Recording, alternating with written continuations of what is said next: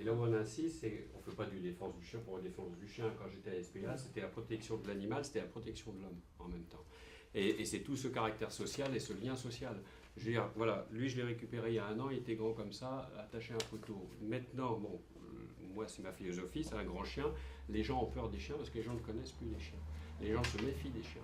Et ce qu'on demande, alors on ne va pas faire de l'antipolitique, quand je rencontrais Contasso à l'époque et qui me disait qu'un animal ça doit être à la campagne et pas en ville, je veux dire, tout a été fait contre l'animal.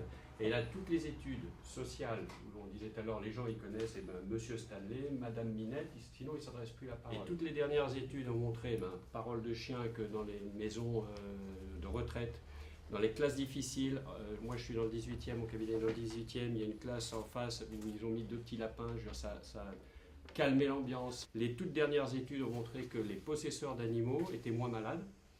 Ah ben moi je suis pas convaincue. Parce qu'ils doivent sortir leur chien, ils doivent s'en occuper, que quand ils étaient malades, ils étaient moins longtemps hospitalisés, qu'il y avait moins de déprimes. Dans le passé, c'était des choses qu'on pressentait. Aujourd'hui, c'est des choses qu'on sait. Vivez-vous avec un chien. Donc en ce moment, j'ai un chat. En fait, mes grands-parents avaient de tous les côtés des chiens. Donc j'ai eu beaucoup de chiens dans mon enfance et dans ma vie. Moi, donc je vis, mon mari, mes enfants et ma belle-mère. Ma belle-mère avait des chiens. Et donc elle était plutôt chien et mon mari était plutôt chat. Et on donc, peut avoir les deux. Hein. Oui, mais bon. Et on a laissé les enfants choisir et donc les enfants ont choisi le chat.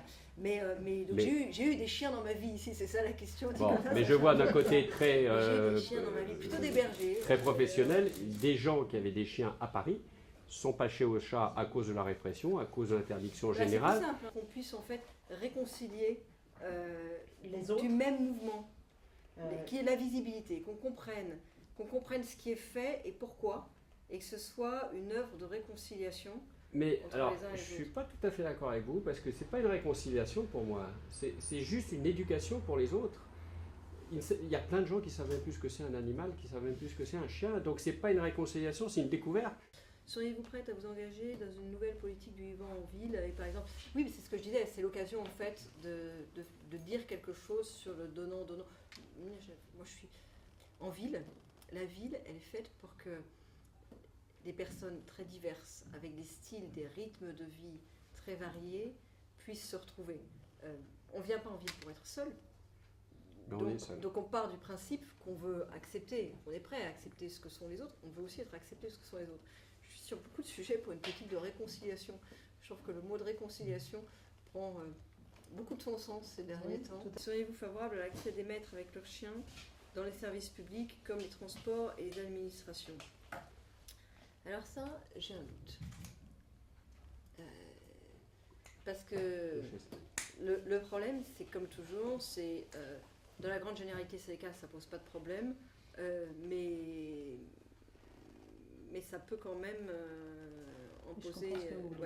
Ça peut poser problème, sauf qu'aujourd'hui, ça pose un problème inverse aux personnes âgées ou handicapées ou autres qui ont besoin de leur chien et qui ne peuvent pas y aller. Mais ça peut s'organiser à l'entrée quand même. D'accord.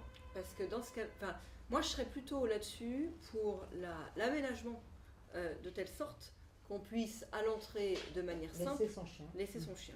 Alors qu'aujourd'hui c'est à miette, direct et franc. Et je préférerais une formule dans laquelle il est possible de laisser son chien à l'entrée plutôt qu'une formule avec un accès généralisé qui dans la grande majorité des cas posera pas de problème, mais dans une minorité de cas peut poser problème. On est ouvert à toute proposition.